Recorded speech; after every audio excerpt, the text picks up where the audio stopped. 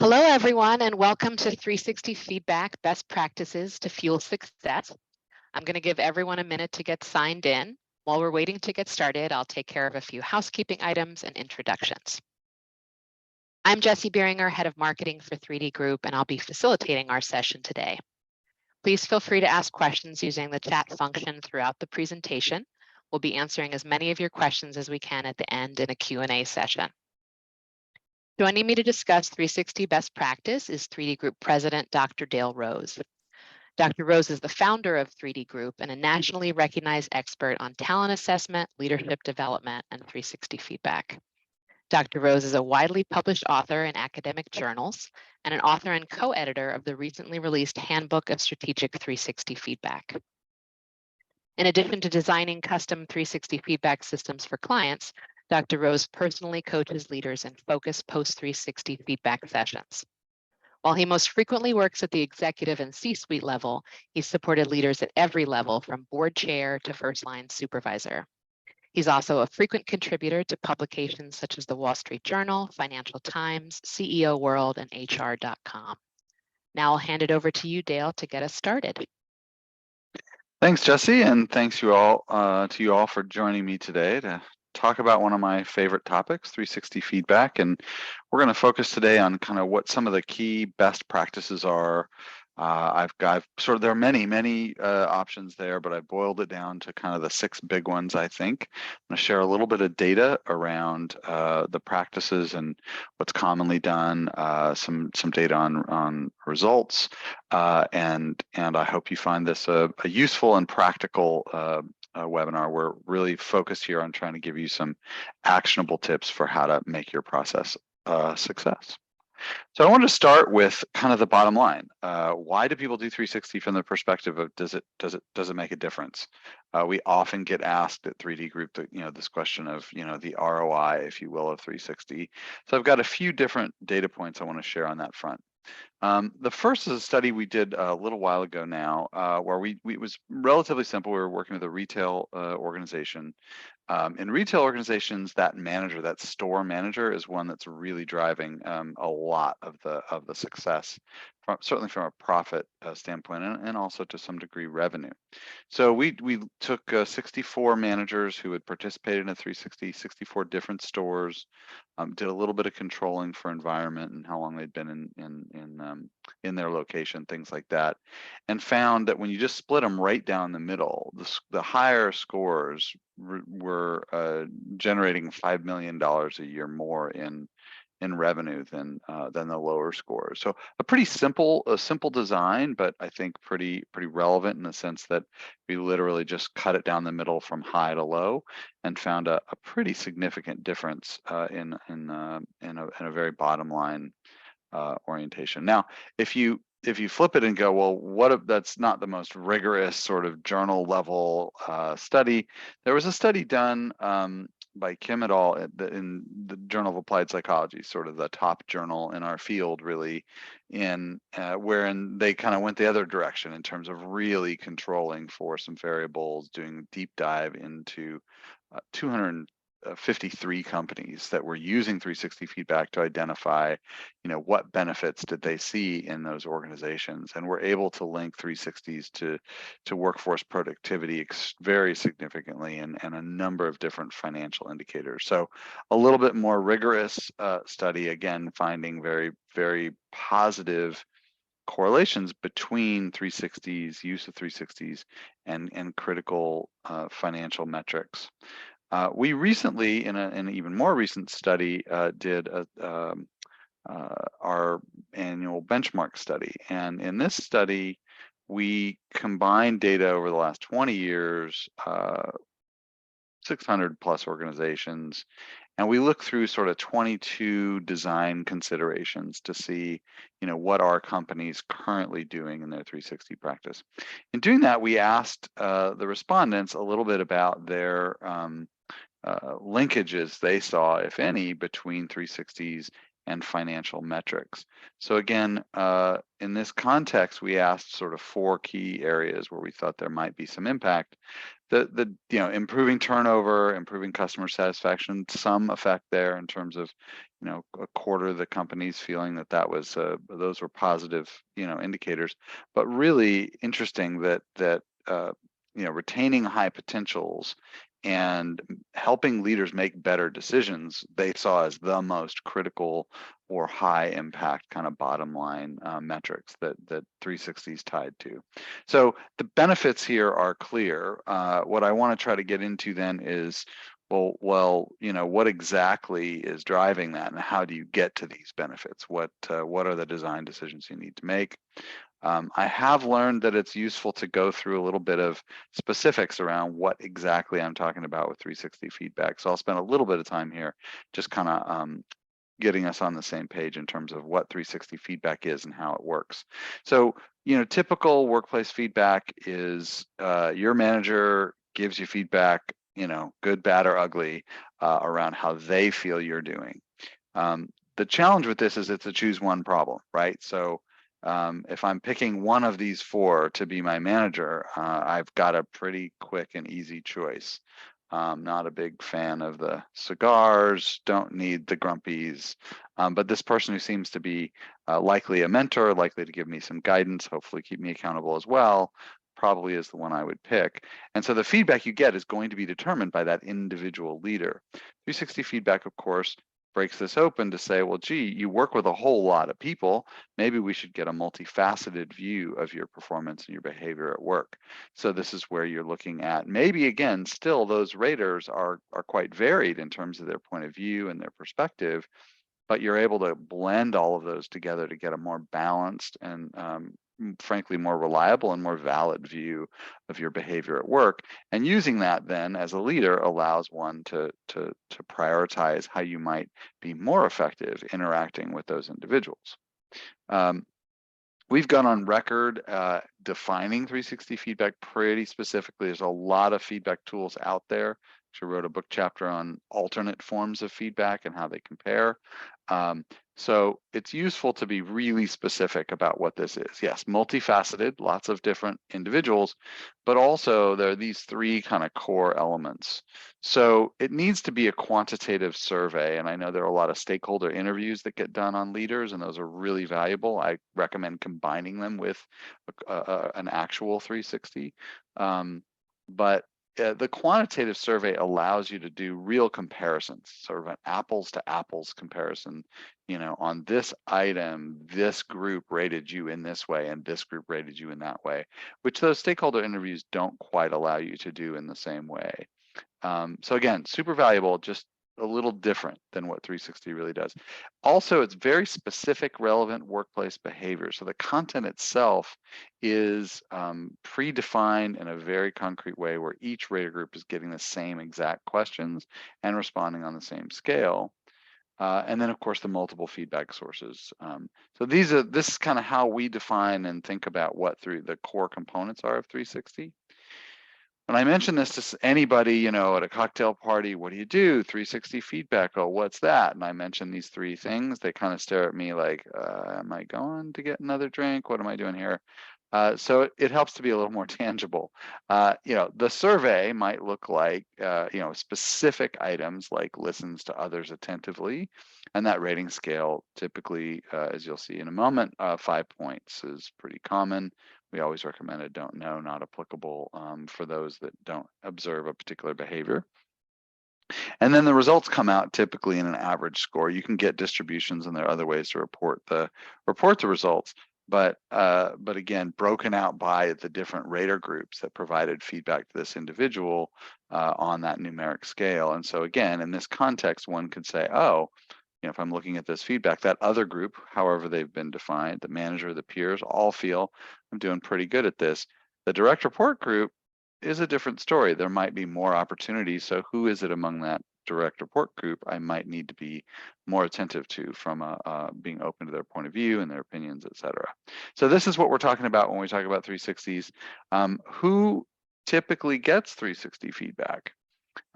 We structure it really on sort of 3 different levels, sort of the executive level, I call that mid-manager level, and individual contributor level. What we find is the content needs to be slightly different for these different rater groups or these different participant groups. Generally at that executive level, there's a little bit more kind of strategy, organization-wide focus. At the mid-manager, it tends to be a little more directed to a unit, a narrower set of tasks, a little bit less strategy, more about getting your team working well together. And then of course, the individual contributor doesn't have direct reports, so things like delegation doesn't become relevant. So this is a pretty convenient way to split some of your content and also some of your process. You may end up doing the process a little differently with individual contributors, for example, than executives. Well, when we ask in our benchmark study what percentage of companies use 360 for each of these different levels, we find that indeed the mid-manager group is probably the bigger cohort. Really, executive and mid-manager are the ones that tend to get more focus, and it's about 1/5 of companies that will use it for individual contributors. I think it can be effective for all of these folks, but this tends to be the approach. Obviously, the individual contributor tends to scale a little bit more, a little larger volume there. Okay, so how does 360 work, right? The fundamental thing is you're trying to give, say, this group of vice presidents feedback from that group of individuals on how they can be more effective. What are the behaviors they could focus on more to be more effective, and help them sort of prioritize. But what's kind of the underlying mechanism of how feedback does that? Like why is 360 feedback specifically different, and how does it work differently than, say, other assessments? Colleague and I have written on this topic, and the short version of this is it's complicated. A lot of factors, right? There's history around how the tool's been used in the past, how HR is embedded in the organization. Is it driven from HR? We do 360s where it's driven absolutely from the top. So there are a lot of factors that go into whether behavior change is going to occur. What I would say is that the core of this, the thing to really focus on, is the middle. So it's really about helping the person become aware of their behaviors, helping them accept that those behaviors may need to change. And sometimes change is about, do more of this. You're great at this and you don't realize it, so do more of it. And then some accountability around that. We always run into some resistance around not always, but we often run into resistance around a need for change. And so I think if you can get people to accept and then give them some accountability, you're likely to get to that behavior change. So the core of this, of course, is awareness. You're uncovering information that people aren't aware of in their environment. Every day, I like to say it can be headwinds, right? Sometimes tailwinds, but it's often headwinds that you can't quite see, but they're pushing against your ability to get your work done as a leader, for example. And so this uncovers that and helps you see, oh, this is why I'm getting so much resistance. People don't feel like I'm listening to them or weighing their point of view when we're making decisions. Okay, I need to be more transparent about how I'm doing that. So making people aware can be critical. So in a sense, self-awareness is at the center, right? That's the center piece of it. It's 360s holding up a mirror and helping you see yourself in ways that you may not have, the ways others may see you. That can look a lot of different ways. As a leader is developing, it can be very kind of recognizing what their own personal style and approach is. It could be as simple as realizing that you've got something dribbling from your mouth and you need to clean it up. So self-awareness is really at the core of what we're trying to do. Interestingly, the mirror analogy here works really well because it's helping you see something that you couldn't otherwise see. Where 360 gets interesting, however, is it's more than just a single dimensional mirror. So with 360, you're going to look up at that mirror and you're going to say, wow, I'm looking great. No slobber dribbling from my chin. I'm doing really well. Well, so I want you to think about, we've talked about ratings, right? We talk about ratings being at the core of this, and you're doing ratings on effectiveness on very specific behaviors. So let's use this as an example for a minute. Just take a look at this apple, And I'm going to illustrate a little bit about variability in ratings. If you were going to rate this apple, where 10 is like best apple I've ever seen, I would eat that in a heartbeat. 1 is that's going in the compost right now. Where would you rate this, right? So we have a lot of people on the phone right now, on the call. There's going to be a range. Some people, my bet is not a lot of 1s and 2s, but it depends on your rating scale, and some people might be 10, some people might be, I'm sure there's a better one out there, I'm going to give it an 8. Some people might be a little more scrutinizing. Well, again, the interesting aspect of this exercise is that if you all were sitting in a room, your ratings would be affected largely, I think, by the position that you were sitting in that room, because some of you might see the backside of the apple. And so while if the leader is hearing only that single perspective, right? They're only looking at the apple from this perspective, even if there's a mirror being put up to them. If they don't have the multiple view, they may not recognize the more holistic or more well-rounded view of the individual and say, okay, well, part of this apple is actually pretty good, but maybe we need to do something about the other side of it. So the idea, again, of 360 is by providing that multiple perspective, you can understand where your strengths are, where your development needs are, and what you can do about it. Now, we operate here at 3D Group within kind of a change model that talks about the way you can learn, go from awareness to behavior change. It looks a little bit like this. Your first thing is awareness, right? As we talked about, you have to have self-awareness, but awareness isn't really enough. As I talked about, you need to really accept. So this person probably is aware that she needs some change, that some things she's doing aren't very good, but she needs a little more than just being aware to change. So this is where the model comes to play.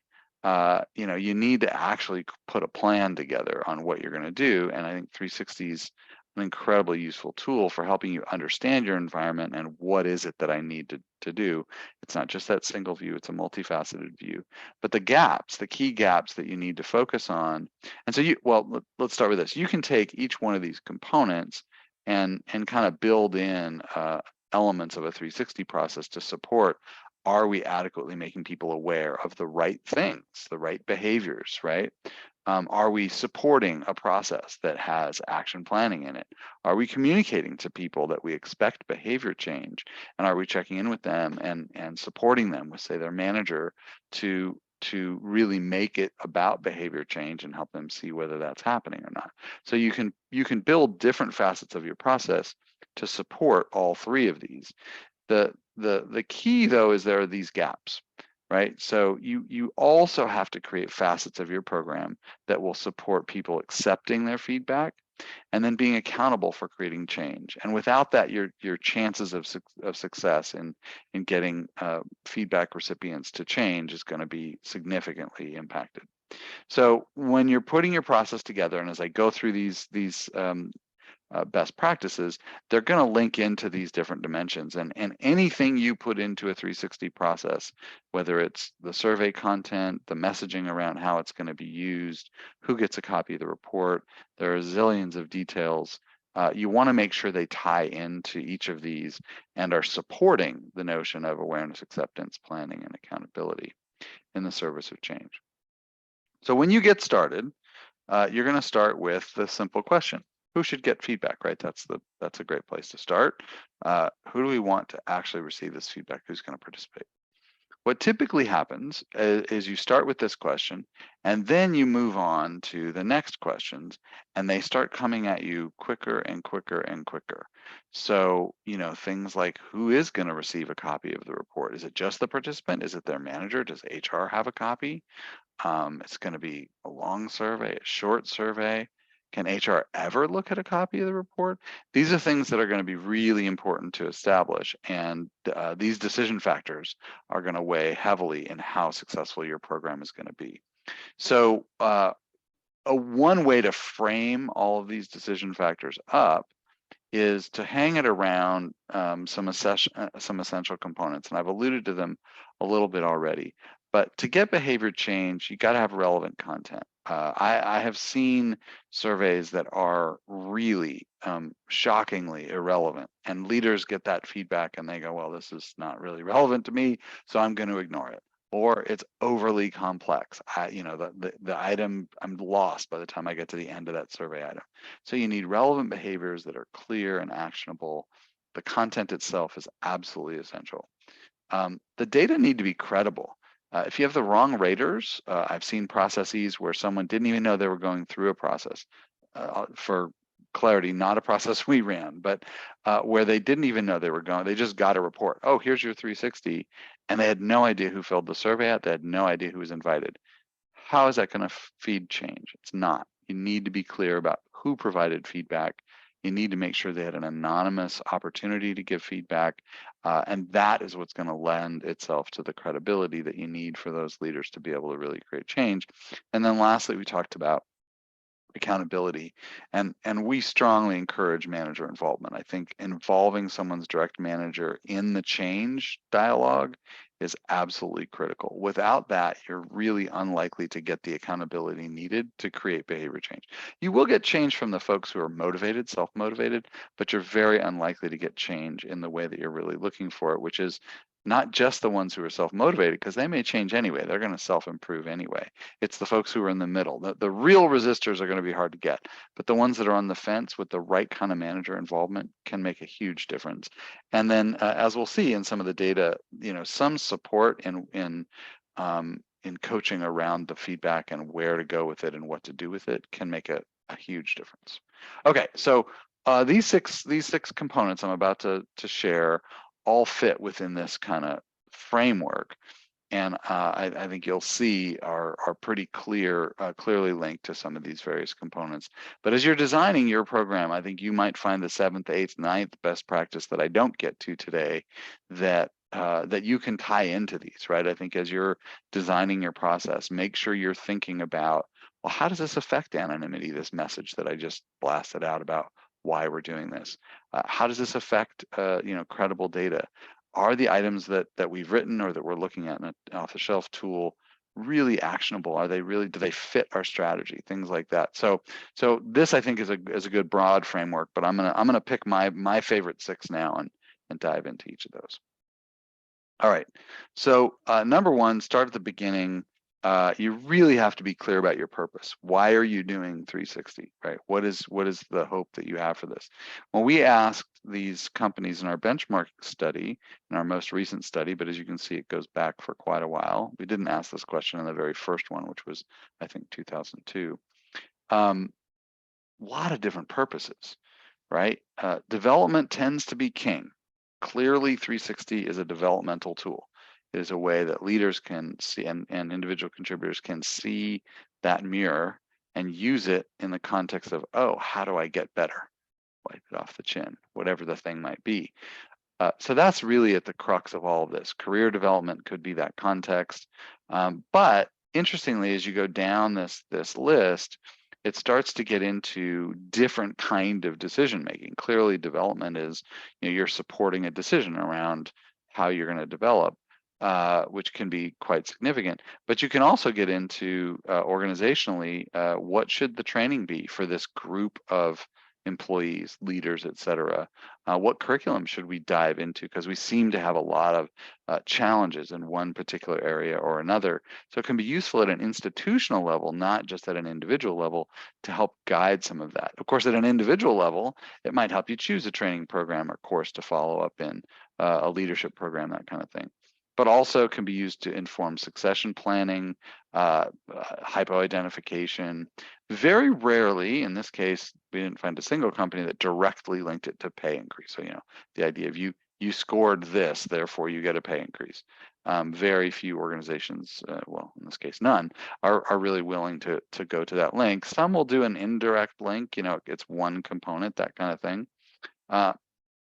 But we do see, a fair chunk of companies, a fifth of them, that will actually use 360s in their performance management process.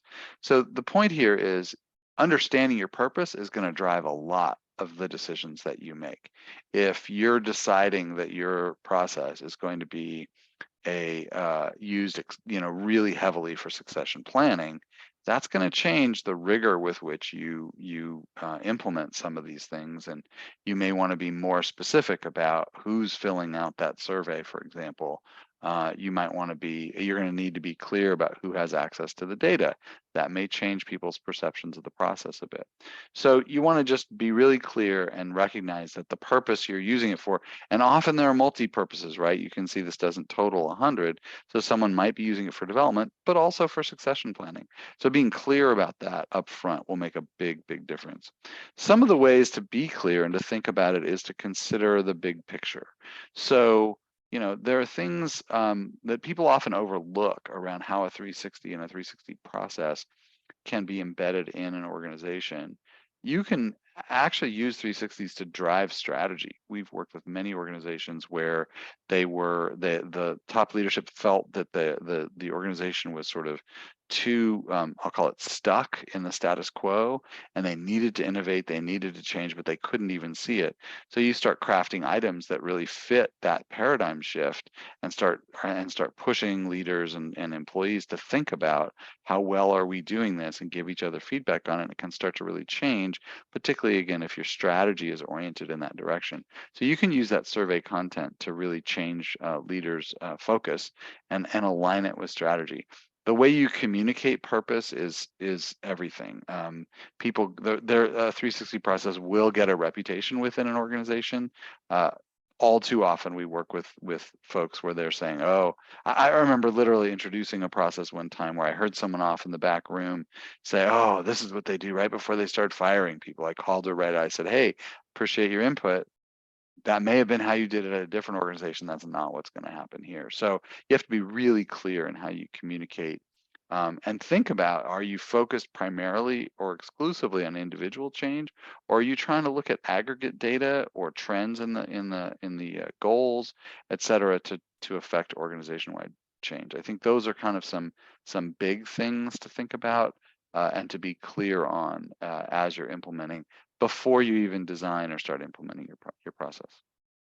Now, the next kind of key step and critical factor is to think about, where's the support coming from? Who wants this, right?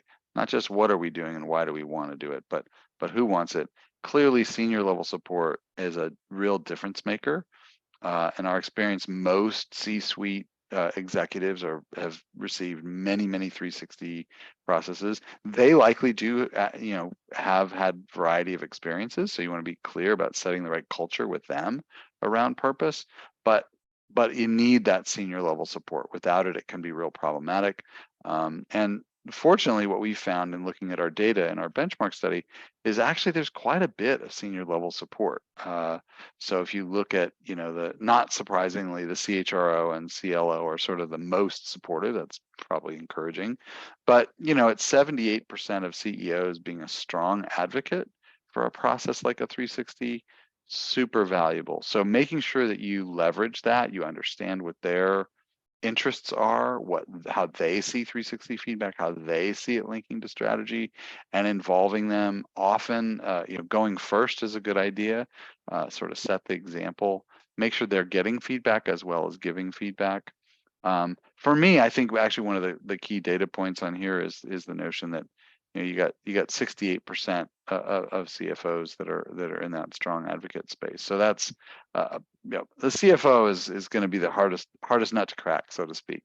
And so great to see their alignment around this issue.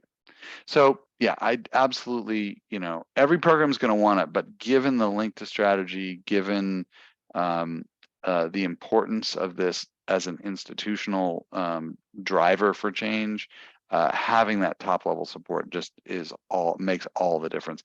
And not having it, frankly, will create some headwinds that are going to be really hard to manage through. One often overlooked component, it sort of seems simple, but thinking about the actual survey items themselves. So survey content can be used to drive culture through individual change, right? So I love this quote by Bossidy and Sharon, where it's about the leader behavior. And so if you're talking about leader behavior, what behavior do you want your leaders to exhibit? And that's going to differ from organizations. There's some core leadership skills that are going to show up everywhere, right? Communication, delegation, motivating others. There's all kinds of stuff that's core, but it can change sort of based on where an organization's at in its evolution and its history in its current marketplace. So being really clear about what is it that you're trying to change and being specific on that content is super important. If you've got the capacity, I do recommend customizing survey content, because it's such a great lever to be able to drive change. So just to give you a really concrete example of kind of two ways to do this that look a little differently and can have a very different impact on both individual leaders, but then at the aggregate up into all leaders. Imagine these two survey items, right? So, to what extent, think of your manager or manager you've worked with, to what extent does that person seek opportunities for process improvements? Well, it's probably a good thing for a manager to do, is how can we do this better, right? Very sort of Taylor-esque way of thinking about leadership. So that's valuable, and you can rate a leader on that. But that's very different than asking, to what extent does this leader make transformational changes to benefit the business? That's a little bit bigger lens. The aperture gets a little bit bigger there. It's the level of change is not incremental, it's significant. And it's tied to business. It's not just better ways of doing a process. It's questioning, is this process even needed, right? And so if you're trying to get your leaders to innovate, you want to look at where they're at. You might say, oh, this first item is going to be very threatening to people. Most of our leaders here really want to just keep running the processes. They've built them, they're feeling very defensive about them.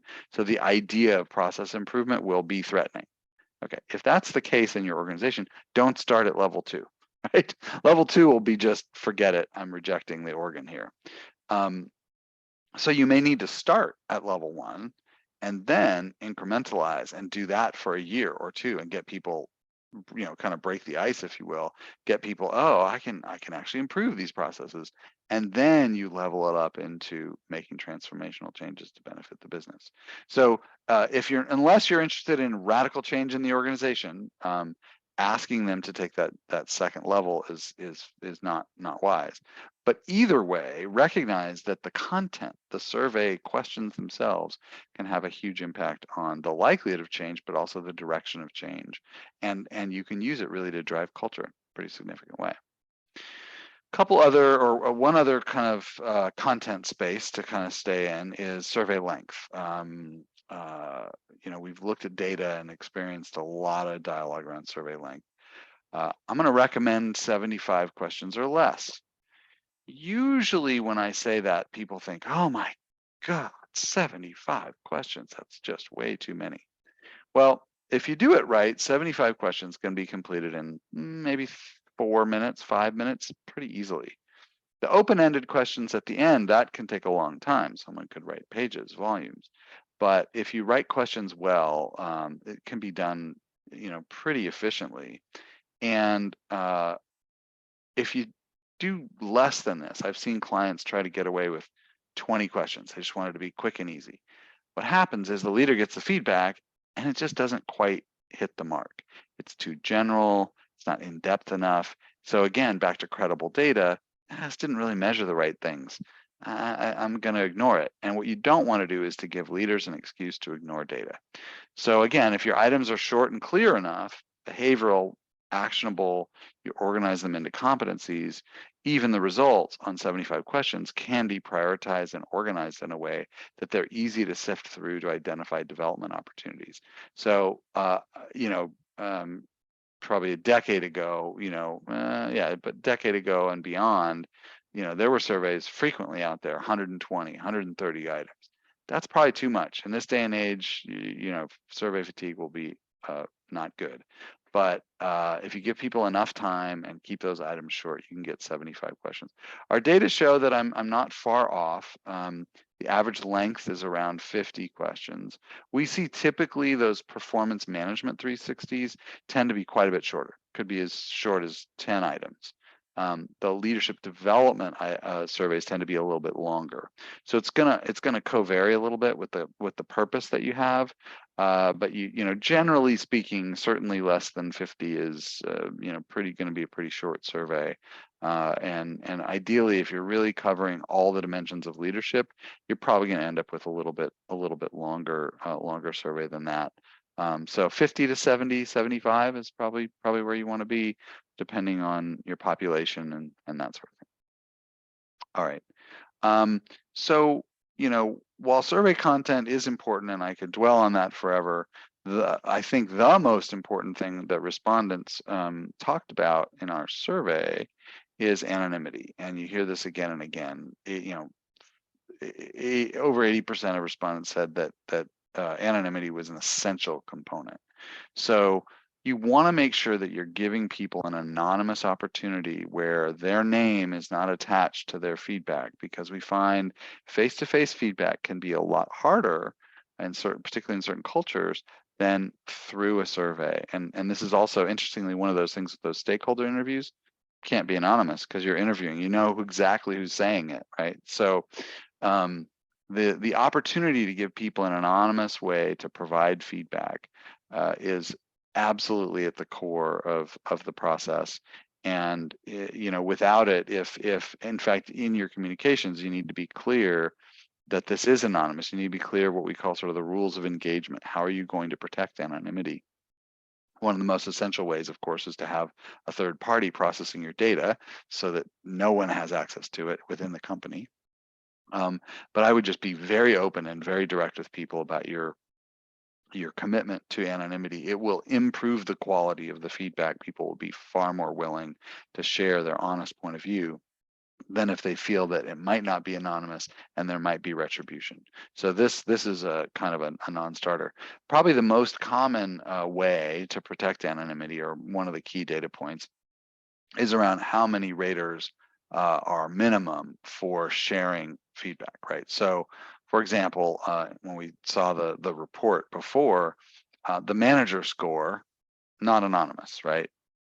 Welcome to being a manager. You need to be able to talk to your employees about what behaviors they're doing well and what they could develop. That's just part of being a manager, giving your feedback to your direct reports.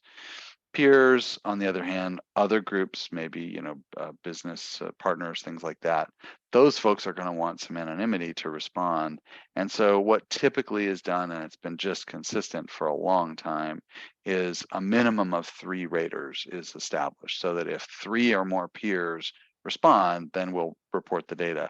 But if you only invited, say, 2 or 1 peer, we're not going to out their score by actually delivering it in the report because there's too few. So pretty clear standard. This is probably one of the most simple and clean guides. The one thing I would say is it's very important to make this clear to survey takers. So when they see it, that you're saying, hey, there's a minimum of 3. This is one of the ways we're protecting anonymity.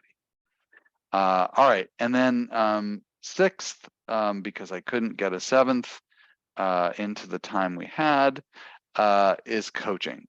So coaching, not necessarily in the sense of executive coaching for 6 months and all the kind of in-depth hand-holding that comes with that, but really just a feedback session, 1 hour with the individual to help them prioritize their development.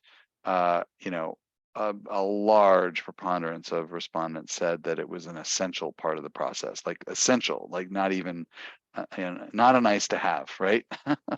Not just icing on the cake, but really, the substance of it, if you will. So I think, looking at how are you going to get people to get through those processes, because where coaching really makes a difference, if you think back to the model I discussed, it's going to help with acceptance. It's going to help with accountability. It's going to help with planning. So it's really kind of at the heart of it all. And having someone else who can sit beside someone and get them off of a defensive position, help them understand it, kind of in context, super important. I think, you shouldn't have a coach reading through the report. The report should be simple enough to read. It shouldn't be page 1, you scored highest on this item. Like that's not feedback coaching. You need someone who can say, hey, look, you read it, I read it. What were the messages? Let's put it in context. Who are these folks? How long have you worked with them? That kind of thing. So that kind of coaching can make a huge difference. And we see, in fact, not only do people see it as an essential part of the process, but consistently including a feedback coaching debrief conversation has been part of the process for 20 years now with companies. Varying, I mean, 60% versus 88%, probably a pretty significant number, but it's not like it's optional. This seems to be a really kind of critical element. Again, there's complexity here when you try to do this at scale. Absolutely at that executive level, I would argue even at that director or manager level. When you start to get to individual contributors, frankly, there's some scale and scope questions that get complex, and there are ways to get through that. But I think what you don't want to do is just give somebody a report and hope for the best. You need to give them some guidance on how they can work through the information and distill what can be a lot of numbers and a lot of data points down to, what do I do with this? What's my action? What is my plan? What are the 1 to 3 things I can do differently? And what are the 4 or 5 that are in there but aren't the most important right now? So some support on that back end is going to be really important. So if I put all 6 of them on the same page, just to kind of give you a sense, as I talked about, you got to be clear about your purpose, know why you're doing it. That's going to drive a lot of your decisions, but it's also going to allow you to craft communications that are going to help you achieve that message. Senior leadership support, they can echo those messages. They can help guide some of your decisions, but having that support is critical. We see time and time again when it's not there, it's a real uphill battle to get a high quality process implemented. Don't overlook the importance of content, but also content to drive culture. This is also where you can involve senior leaders and helping them see that linkage, which I think is really valuable. Keep the survey, deep enough that you can get the richness of leadership covered so people feel like they're getting substantive feedback. But let's not go overboard here. We do need to be practical in terms of survey length and time to complete. Recognize the centrality of anonymity, and you've got to take great pains to protect this and message it over and over. People will challenge it, particularly on a new process. How are you doing this? What is, they'll question it. So be ready and proactively message around that. And then, of course, lastly is that coaching ingredient. So those are the big 6 that I wanted to highlight. One other kind of interesting data point from our study that I think is worth noting. People often ask, well, gee, 360s, they've been around for a while. Aren't there new or different ways? I actually wrote a chapter on alternate forms of feedback versus 360. And the short version is, a lot of the new ways are kind of widgety and not really used well enough. They don't hit the mark. And we see 360s actually, being used more than they ever have been before. And we've got the data to show it. So, the future is bright, if you will. We see, 3/4 of companies saying they're going to continue doing either the more or the same volume around 360s, and they see their budget really being the same or even bigger. So, I think the notion that it is a valuable, useful tool. Businesses don't tend to invest in things they don't get benefit from. That bottom line is here if you do it right. I mean, if you give it short shrift and don't invest in thinking about some of these key components, you may not get the value that you're hoping for. That desk drop, here you go, here's a report, good luck.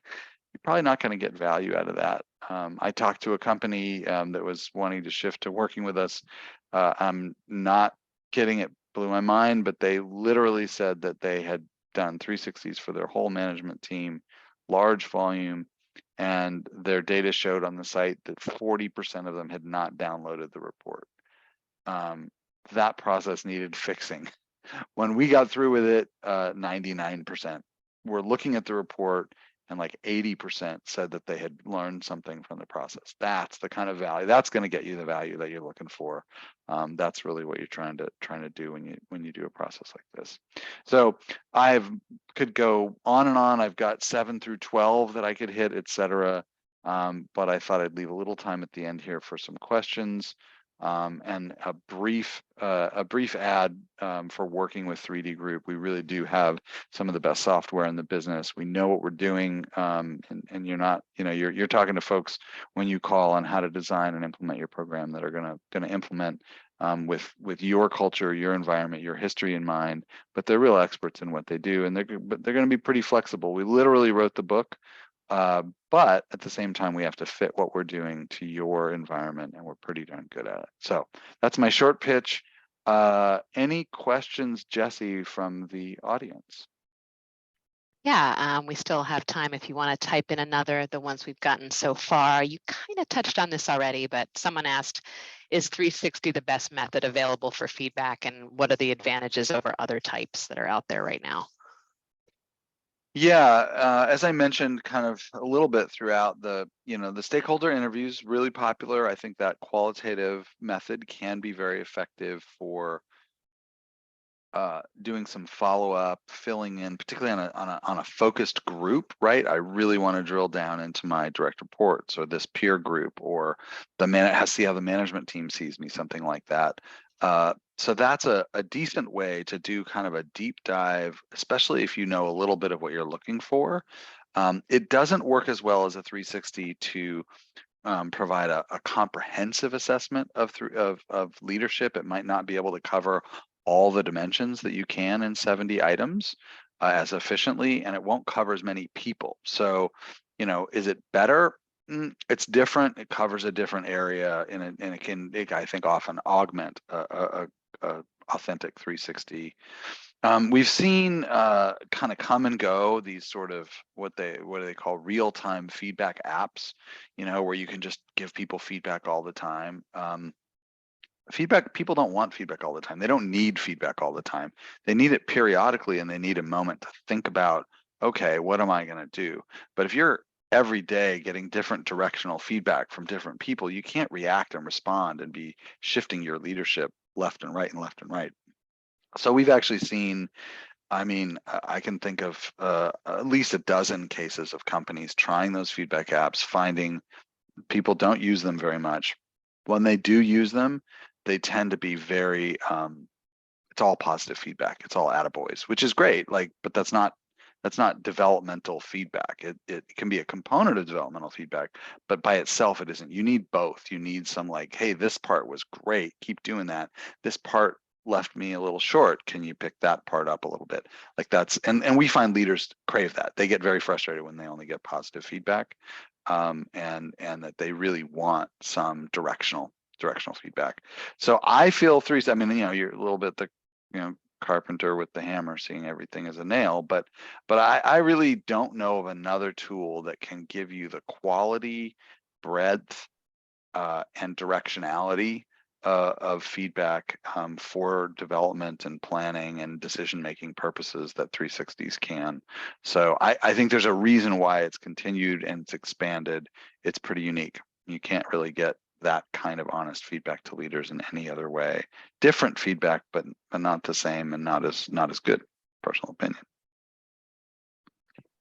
So we've got a couple of questions sort of in that same area. So Kate says she's noticed a shift in some forms of employee feedback towards shorter pulse-like surveys. What are your thoughts on pulses in the 360 space?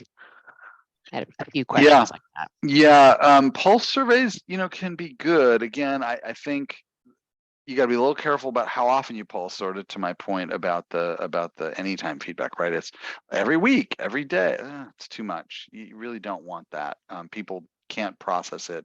They're busy doing their day jobs. They don't necessarily want to fill out that many. So you got survey fatigue on the one hand, and then survey usage on the other. So you've got a frequency and length you got to be careful about.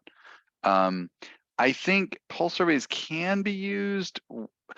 So the other issue is content and length.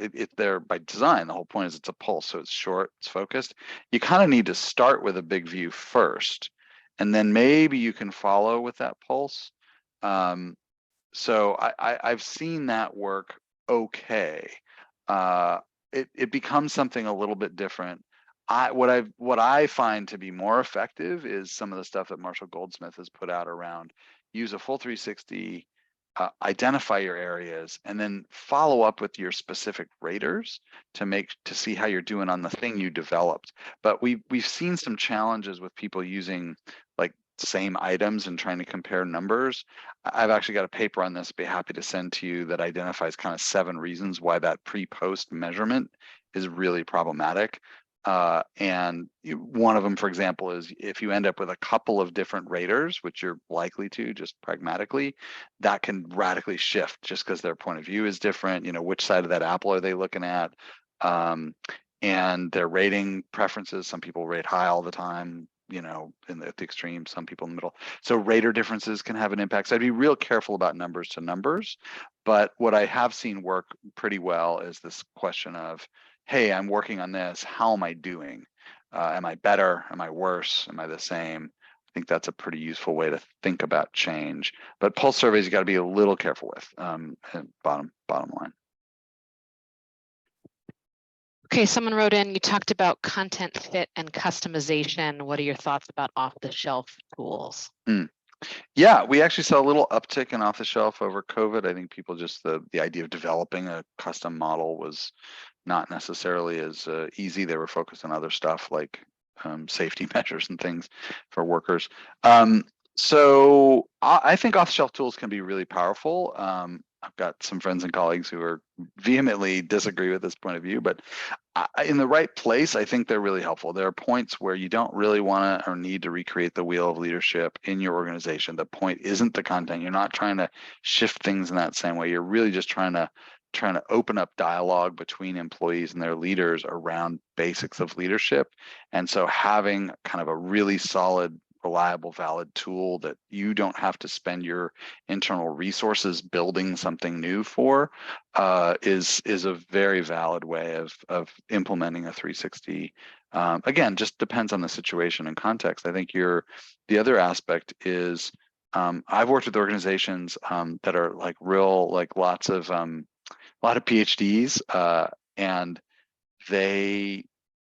they want the tried and true. They want the norms. They want, they're going to criticize the tool that hasn't been through the rigor of product development that you get in an off-the-shelf tool.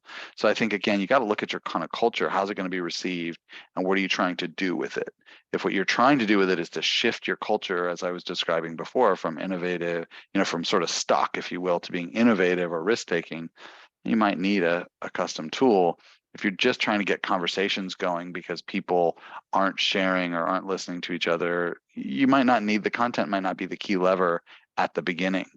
So yeah, for the right place, right reason, absolutely, I think off-the-shelf tools have a place. Jenny wrote in to ask, can you share the amount of time you would expect raters to take to complete a survey? Like what in your mind with rater fatigue would be an ideal amount of time to be asking of them? 4 to 6 minutes. Yeah, I think per survey. Nothing wrong. I'll kind of leak this into the question of what if someone gets 20 survey invitations, and there's plenty of widgety software tools out there that can go, oh, we'll just cap it at 15, which is also a lot. The problem there is, well, gee, what if you cap it at 15 and then the person's manager is the 16th person to get invited, or one of their direct reports is the 16th or 17th person. So the computer doesn't always know who should be providing feedback. So we recommend that you give them the 20 and then trust their intelligence to say, and give them the opportunity to decline and say, look, I barely know these 4 people, so I'm just going to decline those surveys. I'm going to start by giving my direct reports feedback. Then I'm going to start by giving my manager feedback. And so I think you can manage survey fatigue in a couple of different ways. One is to keep those survey items really short, listens to others attentively. I don't need to think for a long time. If I've got you in mind, I'm going to be able to make that rating. If you make that more complicated, listens to others attentively in a partnering model that supports the way we collaborate together.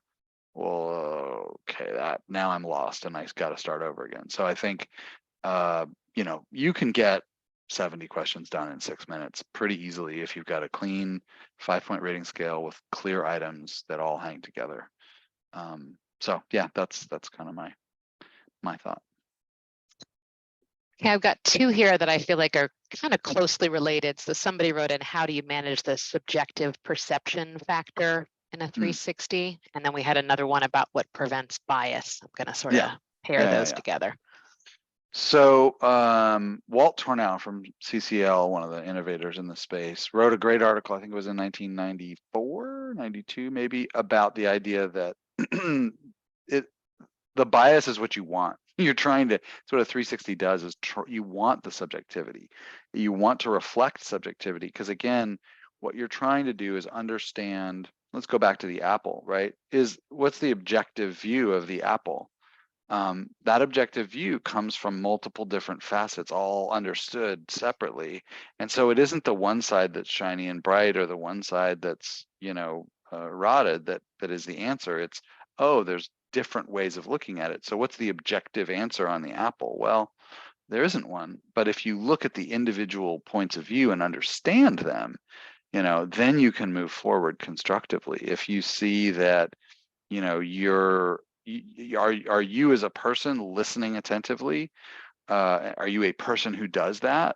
Well, yeah, with your peers, with your manager, with your business partners and other, but your direct reports you're ignoring. So there isn't an objective. I want to understand that subjective view. That's not bias. That's actual valid, valuable feedback. And maybe it's only one person in your direct report. That's not an outlier that should be like unscored because they didn't agree with everybody. That's an opportunity to go, whoa, I'm ignoring that brand new hire of mine. Huh. Yeah, I should really think about that. So I would argue and agree with Walt that you're trying to capture subjectivity, understand it, and then lead with that in mind. It isn't a mandate. You don't take, oh, they said this, so I have to do it. You have to look at it in context, and this is where the coaching comes in. Look at it in context and come up with a plan on, oh, this is how they see it. Wow. I get this all the time with delegation, where they're like, they really think I'm micromanaging. I'm not micromanaging. I mean, I'm trying to help them, and because without my help, they're going to fail. They're poor performers, right? So it's like understanding, though, that they feel micromanaged can open up a conversation. It's not an objective reality that you are or aren't a micromanager. It's that group of individuals feel that they don't have the autonomy they need. So I think if you look at it in that way, you can really help leaders make a big difference in the way they lead others. Thanks. Looks like we've got one more, and that's just about the amount of time we've got left. So someone wrote, what type of development actions typically emerge from the feedback? What do you most commonly see? Well, we're all unique humans, so it's all different. We never go in with an assumption. Like our reports do have sort of development suggestions that they can kind of borrow. So there are some common threads that you might see for a particular competency. In general, our norms show that sort of managing talent is one of the harder things leaders do, and more of those kind of task-related, get results kind of things they tend to do better at. The scores are a little higher there. One of the reasons norms on an off-the-shelf tool can be valuable. So I would say more of those development areas find their way into like the leading people side of leadership, although it shows up in both places for sure. And so it really just depends on the situation. It depends on the individual. I don't know that I could say there's sort of like, oh, if you do a 360, you're likely to find this. Because again, everyone's different. Every individual's different, but more importantly, leaders themselves will often there'll be some threads over time that are similar, but it's the interaction between that particular group of people you're leading or collaborating with. It's the interaction that shows up in a 360. It's not like, oh, gee, I never share information with my peers, no matter what organization I'm in. It's, well, in this group of peers, it's really hard to share information, or it's really easy. So it's understanding that interaction that makes the biggest difference. Okay, so we're at time. Thank you again for joining us today. If you'd like to talk to Dale or others on our team about how feedback can support your talent goals, reach out to us at 510-463-0333. Thank you again, and have a great rest of your day. Thanks, everyone.